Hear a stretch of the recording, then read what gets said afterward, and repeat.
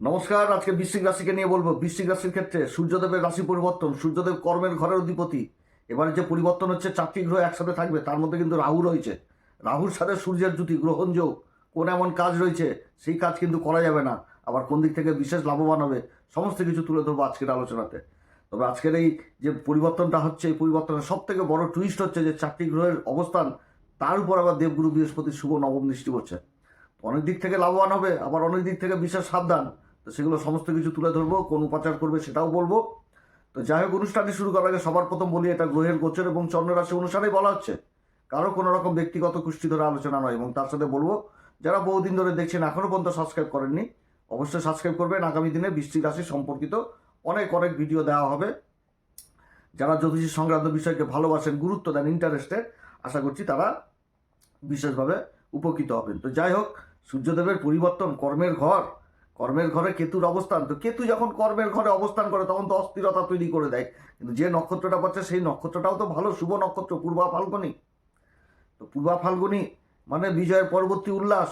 আর এই সময় সূর্যের রাশি পরিবর্তন, সূর্যের দৃষ্টি থাকবে নিজের ঘরে, যেটা সিংহ রাশি, যেখানটাতে কেতু অবস্থান করছে। তো এই সময়কালে বহু গোপন শত্রু কর্মক্ষেত্রে পরাস্ত হবে। যেগুলো কর্মক্ষেত্রে অ্যাকচুয়ালি বৃশ্চিক রাশির খুবই খারাপ করে বেড়াচ্ছিল, তাদের এবার অনেক দিক থেকেই মানে শায়েস্তার মুখোমুখি হবে। তো যাই হোক, দেবগুরু বৃহস্পতির আশীর্বাদ রয়েছে, সব থেকে এটাই বড় পাওনা। দেবগুরু বৃহস্পতি হচ্ছে কি বৃশ্চিক রাশির ক্ষেত্রে কারক গ্রহ, ধনসম্পত্তির ঘরের অধিপতি এবং পঞ্চম ঘরের অধিপতি।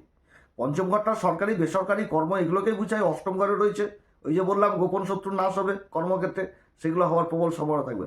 এবার 4টি গ্রহের যে জুতি তৈরি হচ্ছে, তো 4টি গ্রহের জুতির তো প্রভাব থাকবে। তো গুরুর দৃষ্টি থাকছে। তো বৃহস্পতি যখনই শুভ দৃষ্টি চতুর্থ ঘরে থাকে, তো চতুর্থ ঘরটা কি সুখের ঘর। তো সুখের ঘরে দেবগুরু বৃহস্পতির এই 4টি গ্রহের দৃষ্টি, তার মানে জায়গা জমি সংক্রান্ত বহু কাজ এখন এই সময়কালে হবে। অনেক নিজের মনের গোপন ইচ্ছা পূরণ করাবে দেবগুরু বৃহস্পতি বিভিন্ন দিক থেকে। সেটা ভালো জায়গা জমি ক্রয় হোক, বা ভালো ফ্ল্যাট কেনা হোক, বা কোনো যে গাড়ি ক্রয় করা হোক, দামি দামি গাড়ি, লাক্সারি, কারণ শুক্র অবস্থান করছে। শিক্ষা জায়গাতে যথেষ্ট ভালো অবস্থান, শিক্ষা জায়গা, সম্পত্তিজনিত কোনো বিবাদ, এগুলো মীমাংসা হবে। দেবগুরু বৃহস্পতি দৃষ্টি, পঞ্চমপতি, ধনসম্পত্তির ঘরের অধিপতি হয়ে অষ্টম ঘরে দেবগুরু বৃহস্পতি অবস্থান করছে, তার যে দৃষ্টি প্রভাব, এখানেতে সব থেকে দেবগুরু বৃহস্পতি কিন্তু মূল ভূমিকা পালন করবে। কারণ গ্রহদের যে অবস্থান, সূর্যের সাথে শুক্রের সম্পর্ক তো সবাই জানে। এবার সূর্যের সাথে রাহুর সম্পর্ক সবাই জানে কীরকম হতে পারে, গ্রহণ যোগ লাগিয়ে দিবে, অশান্তি সৃষ্টি করে দিবে, এরকম জিনিসটা কিন্তু। এবার বুধের ব্যাপারটা আলাদা। বুধ হচ্ছে যুবরাজ, রাহুর সাথে থাকলে বুধ শুভ গ্রহ থেকে পাপী গ্রহতে চলে আসবে। তো সেরকম এই পরিবর্তনে যেরকম বুধ আর শুক্রের জুতি তৈরি হচ্ছে ওই চতুর্থ ঘরে। তো বুধ কি স্মরণ শক্তি, শিক্ষা, পড়াশোনা, চতুর্থ ঘর পড়াশোনা, কলেজ শিক্ষার বিদ্যা। তো শুক্রের জুতি হয়ে যাবে মানে কোন দিক থেকে লাভবান হবে, নিজের শিক্ষার ক্ষেত্রে লাভবান হবে। নিজের শিক্ষার যে নিজের গুণ, নিজের যে প্রতিভা, এগুলো দিয়ে সমাজকে আকর্ষণ করতে পারবে। এবং চতুর্থ ঘরটাই হচ্ছে আবার গৃহ, গৃহ মানে বাড়ি ঘর, এগুলো বুঝাচ্ছে। অর্থাৎ বাড়িতে বসেই কাজকর্ম, এমন কোন কাজকর্ম যেগুলোতে বেশি ইনকাম সোর্স থাকবে। যেমন অনলাইন ব্যবসা করছেন কেউ, বাড়িতে বসেই কোনো টেকনিক্যাল লাইনের সাথে যুক্ত রয়েছেন, যেগুলো অনলাইন সম্পর্কিত হচ্ছে, সেগুলোতে বিশেষভাবে লাভবান হবে। ডেকোরেশনের কাজগুলো যেরকম হয়, এগুলো কাজগুলোতে বিশেষভাবে লাভ হবে। টেকনিক্যাল কাজের সাথে যারা যুক্ত, তারপরে অনলাইন লেখালেখি, কাগজ পত্রিকা, ডিজাইন, পড়াশোনা, এদিক থেকে যথেষ্ট একটা ভালো উন্নতি। ঘরে বসে যেরকম ব্যবসা বাণিজ্য, বহু ব্যবসা বাণিজ্য রয়েছে বাড়িতে বসে বসেই হয়, সেগুলোর দিক থেকে বিশেষ উন্নতির যোগ থাকছে। সূর্য আর বৃহস্পতির মানে বৃহস্পতির দৃষ্টি তো সূর্যের উপরে থাকছে। তাহলে বাড়িতে যে একটা মানে সূর্য রাহু 4টি গ্রহের অবস্থান চতুর্থ ঘরে হওয়া মানে কি কলহের একটা তৈরি হওয়া, কলহ তৈরি হয়ে যাওয়া। সূর্য আর রাহু, রাহু তো এখানেতে চতুর্থ ঘরে, তো রাহু কারক না, সূর্য তো কারক না, সূর্য তো গন্ডগোল, অশান্তি, কলহ একটা বাড়িতে যথেষ্ট তৈরি হয়ে যাওয়া, এগুলো বুঝায়। এবার গুরুর আশীর্বাদ পড়ে যাওয়া মানে কি, যে বাড়ির একটা যে একটা দৃঢ় সিদ্ধান্ত বা কোনো একটা ভালো জিনিস মানে ডিসিশন নেওয়া, সেই দিক থেকে একটা ভালো লেভেল উঠে আসা, গুরুর আশীর্বাদ হচ্ছে। যদি গুরুর আশীর্বাদ না থাকতো তাহলে লেগে যেত বাড়িতে অশান্তি, গন্ডগোল, বাড়িতে মন টিকতো না, রাহুর একটা পরিবেশ, গ্রহণযোগ। তো সেগুলো জিনিস, যে মা অসুস্থ হয়ে পড়ে রয়েছে বা বাড়ির বয়োজ্যেষ্ঠ লোকেরা অসুস্থ হয়ে পড়ে যাচ্ছে, ট্রিটমেন্ট পাচ্ছিল না, এখন এই দেবগুরু বৃহস্পতির এই আশীর্বাদ চমকপ্রদভাবে কাজ করবে। যথেষ্ট ভালো একটা সংকেত এই সময়কালে পাওয়া যাচ্ছে, ট্রিটমেন্ট জিনিসটা হবে। এই জিনিসগুলো প্রথমে কি, এই যে গ্রহণ যোগটা যেটা লেগেছে এই চতুর্থ ঘরে, প্রথমে মানসিক জিনিসটাকে অস্থিরতার মধ্যে ফেলে দিবে, কোনো কিছু ভালো লাগবে না। এরকম একটা অস্থিরতা, ডিসিশন নিতে ভয় পাবে, যে কোনো কিছু ভয় ভয় অনুভব করবে। আর বৃহস্পতির দৃষ্টিতে সেগুলো কাটবে, এগুলো কাটবে। মানসিক দিকটা যথেষ্ট ভালোর দিকে যাবে, আশাবাদী হবে কর্মক্ষেত্রে। এগুলো জিনিস বুঝাচ্ছে। যারা রিয়েল এস্টেটের কাজকর্মের সাথে যুক্ত রয়েছেন সেই কাজগুলো ভালো হবে।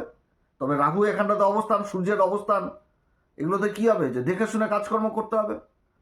চতুর্থ ঘরে এতগুলো গ্রহের অবস্থান, অন্ধের মতন কাজ করলে তো হবে না। এখানটাতে যেরকম বিশ্বাস ভঙ্গের ব্যাপারও উঠে আসছে, গভীর বিশ্বাসও ফেলে দিতে পারে, দুর্বলতার শিকার হয়ে যেতে পারে।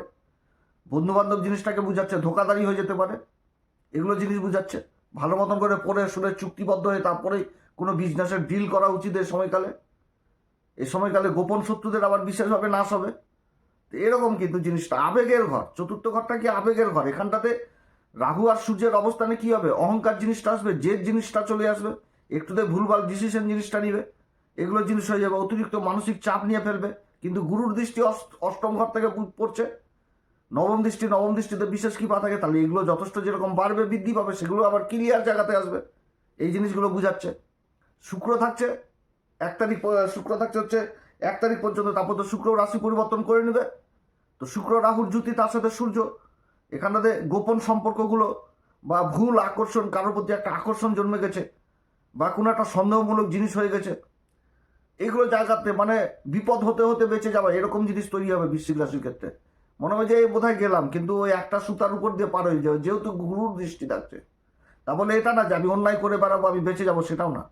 কারণ শনি আবার ওদিকে ন্যায়দণ্ড নিয়ে বসে রয়েছে পঞ্চম ঘরে, উত্তরা ভাদ্রপদ নক্ষত্র, নিজের নক্ষত্র, তো হিসাব বুঝাবে। হিসাব তোমাকে অবশ্যই করতে হবে, কাগজপত্রের হিসাব করতে হবে, কারণ শনির দৃষ্টি থাকছে লাভের ঘরে। তুমি তোমার জীবনকে বেপরোয়ার মধ্যে নিয়ে আসতে পারবে না। তোমাকে প্রত্যেকটা ক্ষেত্রে লাভ লোকসান সমস্ত কিছুই করতে হবে। কারণ গ্রহগুলো যে 4টি গ্রহে যে অবস্থান করছে, এই 4টি গ্রহের অবস্থান তো হচ্ছে আবার সেই শনির ঘরের মধ্যে, আর শনি আবার নিজের নক্ষত্রে অবস্থান করছে। এই জিনিসটা তো বুঝতে হবে, কারণ দেবগুরু বৃহস্পতির সাথে শনির সম্পর্ক তো কেন্দ্রের হয়ে গেছে। এখানটাতে দেবগুরু বৃহস্পতির যেরকম মূল ত্রিকোণ রাশি ধনু রাশিকে দেখছে শনি তার দশম দৃষ্টি দিয়ে, সেরকম দেবগুরু বৃহস্পতিও তো নবম দৃষ্টি দিয়ে শনির ঘরকে দেখছে।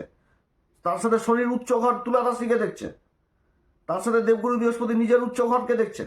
অর্থাৎ দ্বিমুখী একটা জায়গা উঠে আসছে এই সময়কালে। ভালো মন্দ সমস্ত কিছু মিশিয়েই তৈরি হচ্ছে এই পরিবর্তন, যেটা সূর্যের পরিবর্তন। তো সমস্ত কিছু বিচার ভাবনা করেই কিন্তু এগোতে হবে এই সময়কালে, না তো কিন্তু অবস্থাতে ভালো অবস্থা থেকে খারাপ অবস্থায় চলে যাওয়া।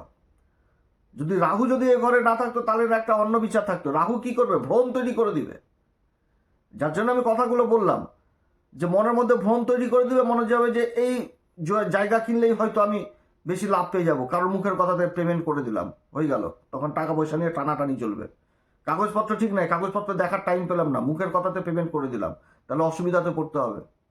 কারণ বৃশ্চিক রাশির অধিপতি যে মঙ্গল, সেই মঙ্গল কিন্তু অবস্থান করছে আবার মকর রাশিতে উচ্চ অবস্থায়। রাশির অধিপতি উচ্চ অবস্থায় রয়েছে, তৃতীয় ঘর, ডকুমেন্টেন্সি, কাগজপত্র, সামাজিক পরিচিতি, ছোট ভাই বোন, এই ঘরে পড়ে রয়েছে।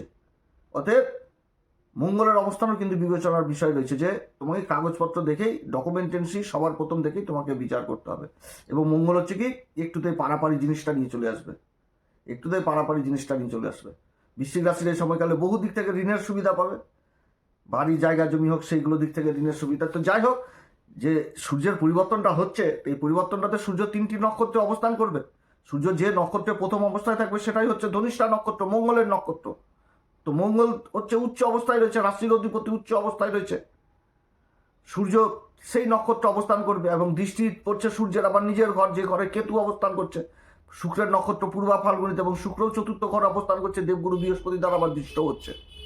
তো এখানটাতে দীর্ঘদিন ধরে কর্মক্ষেত্রে যে কাগজপত্রের কোনো হয়তো অভাব ছিল, বা সরকারের দিকে বা বেসরকারি ক্ষেত্রে যারা কাজকর্ম করছেন বিভিন্ন রকম সমস্যায় পড়েছিলেন কাগজপত্রের দিক থেকে, সেই জায়গাটাতে একটা বিজয়ী হাসিল বুঝাচ্ছে এই সময়কালে ধনিষ্ঠাতে যখন থাকবে।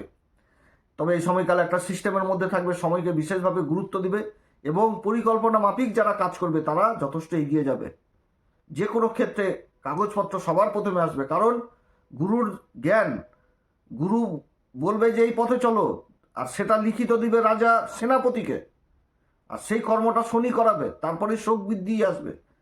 এটা কিন্তু বুঝাচ্ছে এই সময়কালে। কারণ সূর্য যখন সেনাপতির নক্ষত্রে অবস্থান করে, তখন কিন্তু পরিকল্পনা বা কাগজপত্রই আগে আসে। সেনাপতি কাগজপত্র দেখেই কিন্তু কাজকর্ম করবে, রাজার ডিরেকশনেই তো কাজকর্ম করবে। তো সেই জিনিস বোঝাচ্ছে যে কাগজপত্রকে মূল্য এই সময়কালে অবশ্যই দিতে হবে।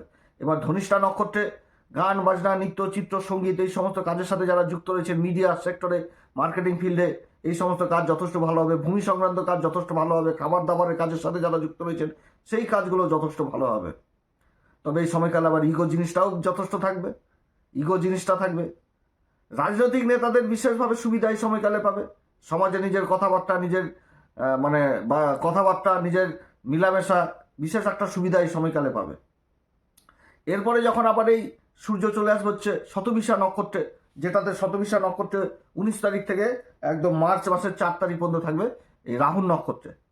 রাহুর নক্ষত্রে থাকবে শতবিশা, চতুর্থ ঘর কলেজ শিক্ষা। দেবগুরু বৃহস্পতি থাকছে অষ্টম ঘরে রিসার্চ জাতীয় বিদ্যা, এবং দেবগুরু বৃহস্পতির দৃষ্টি থাকছে আবার সেই দ্বাদশ ঘরে, এবং রাহুরও দৃষ্টি থাকছে সেই দ্বাদশ ঘরে। সেই নক্ষত্রে এবার সূর্য অবস্থান করছে। যারা বিদেশে যাওয়ার চেষ্টা করছেন সেই কাজগুলো হবে। শতভিসা নক্ষত্র, শতভিসা নক্ষত্র, শতভিসা, শত বলতে কি শত সংখ্যা, আর ভিসা ভেষজ, আরোগ্য, চিকিৎসা বিজ্ঞান, ইলেকট্রিক্যাল জিনিস, সফটওয়্যার বিদ্যা, টেকনিক্যাল জায়গাগুলোতে বিশেষভাবে সফলতা পেয়ে যাওয়া, বিশেষভাবে সফলতা পেয়ে যাওয়া। এ সময়কালে কর্মসূত্রে বিদেশ যাত্রা হওয়ার প্রবল সম্ভাবনা থাকবে। তবে শতভিসা নক্ষত্রের ভালো দিকটা তো তুলে ধরলাম, শিক্ষার জায়গাটা যথেষ্ট ভালো, মান সম্মান পদ প্রতিষ্ঠা এগুলোও যথেষ্ট ভালো হবে এই সময়কালে। কারণ রাহু ছায়াগ্রহ নিজের নক্ষত্রে থাকছে, কিন্তু রাশিটাও পাচ্ছে আবার শনি তো আবার পঞ্চম ঘরে অবস্থান করছে, শিক্ষার ঘরে, সরকারি কাজকর্ম, বেসরকারি কাজকর্ম এবং শনি দৃষ্টি লাভের ঘরে থাকছে। তো এই সময়কালে বিভিন্ন দিক থেকে উন্নতির যোগ থাকছে। কিন্তু শতভিসা নক্ষত্র মাইনাস দিক কি, যে নেশা, ভাঙ, ব্যভিচার, সন্দেহ, একটুতে মনের মধ্যে ক্রোধ, জেদ, ইগো, আমি ওর পাশে কেন বসবো, সে তো আমার যোগ্য না, আমি আমার সম্মান চাই, একটুতে রেগে যাওয়া, ক্রোধ উৎপন্ন হওয়া, কেউ কাউকে কোনো একটা কথা বললো সেটাকে মনের মধ্যে ধরে রেখে দেওয়া, বন্ধু বান্ধবদের সাথে ইগো প্রবলেম হয়ে যাওয়া, এগুলো হওয়ার যথেষ্ট ভালোই থাকবে। এবং তার সাথে যেরকম ধোকা খাবে সেরকম ধোকাও পেয়ে যাওয়া, এই জিনিসটাকে বোঝাচ্ছে। অতএব মেলামেশার জায়গাটা, গোপন সম্পর্কের জায়গাটা, কারণ শুক্র 1 তারিখ পর্যন্ত থাকছে, শুক্র তো আবার রাশি পরিবর্তন করে নেবে 1 তারিখের পর। 1 তারিখ পর্যন্ত কিন্তু এগুলো গোপন মেলামেশা, নেশা, ভাঙ, নিজের সুখ বা বদ অভ্যাস, কু অভ্যাস, এগুলো থেকে দূরে থাকতে হবে এই সময়কালে এই বৃশ্চিক রাশিকে। এরপরে যখন দেবগুরু বৃহস্পতির নক্ষত্রে আসবে, তো দেবগুরু বৃহস্পতির নক্ষত্রে আসবে, দেবগুরু বৃহস্পতি দ্বারাই দৃষ্ট হচ্ছে। তো দেবগুরু বৃহস্পতির যে নক্ষত্র, সেই নক্ষত্র থাকবে 5 তারিখ থেকে একদম 14 তারিখ পর্যন্ত। তো এই সময়কালে পূর্বা ভাদ্রপদ নক্ষত্র মানে তপস্যার নক্ষত্র, অর্থাৎ গুরুর ডিরেকশনে কাজ হবে। তপস্যা করতে গেলে তো গুরুর আশীর্বাদ চাই, গুরুর দেখানো পথই তো চাই, সেই পথেই তো হাঁটতে হবে। এবং তপস্যা মানেটা কি, যে তপস্যা করে ঈশ্বরের কাছ থেকে পুরস্কার পাওয়া, সেটাই তো বুঝাচ্ছে। অর্থাৎ দীর্ঘকালীন যে কাজগুলোর সাথে যুক্ত ছিল বৃশ্চিক রাশি, এই সময়কালে পুরস্কার পেয়ে যাওয়া, যেটা দীর্ঘকালীন কাজ হচ্ছিল। কারণ রাজা তপস্যায় বসবে, রাজা সাকসেস পাবে। সেই জিনিসগুলো বোঝাচ্ছে এই সময়কালে। আগে বললাম যে গুরুর দৃষ্টি যখন পড়বে তখন সমস্ত দিক থেকে একটা ভালো উন্নতির যোগ থাকবে, সমাজে মান সম্মান পদ প্রতিষ্ঠা যথেষ্ট বৃদ্ধি পাবে। রাহু থাকছে, অশান্তি গণ্ডগোল থাকলে সেই জায়গা থেকে মুক্ত হওয়ার রাস্তা পাবে, এগুলো হবে। আশাবাদী হবে, কর্মক্ষেত্রে উন্নতি হবে, নিজের কষ্টকে কষ্ট অনুভব না করেও সাকসেস হয়ে যাওয়া, সমাজে মান সম্মান পদ প্রতিষ্ঠা পেয়ে যাওয়া, এগুলো। এবং এর মাঝখানে আবার মঙ্গল রাশি পরিবর্তন করবে, আবার শুক্র রাশি পরিবর্তন করে চলে আসবে। শুক্র শনির পঞ্চম ঘরে জুতি তৈরি হয়ে যাবে। তো শুক্র শনির জুতি মানে বিশাল ব্যাপার, ভালো অবস্থান হতে যাচ্ছে আগামী দিনেও। সব দিক থেকে এই 3টি নক্ষত্র দিক থেকে যেগুলো ভালো ভালো পজিটিভ দিক বললাম, এগুলো দিক থেকে বিশেষভাবে উন্নতি, কর্মক্ষেত্রে বিশেষভাবে উন্নতি। কারণ সূর্য তো নিজের ঘরকে দেখছে, তো গ্রহ যখন নিজের ঘরকে দেখবে সেই ঘরকে তো কোনো সময় মানে খারাপ করতে পারবে না। এবং গ্রহদের পজিশনগুলোও তো সেরকম হয়ে রয়েছে, শনি নিজের নক্ষত্রে, গুরু নিজের নক্ষত্রে, রাহু নিজের নক্ষত্রে, সূর্য পরিবর্তনে নিজের ঘরকে দেখছে।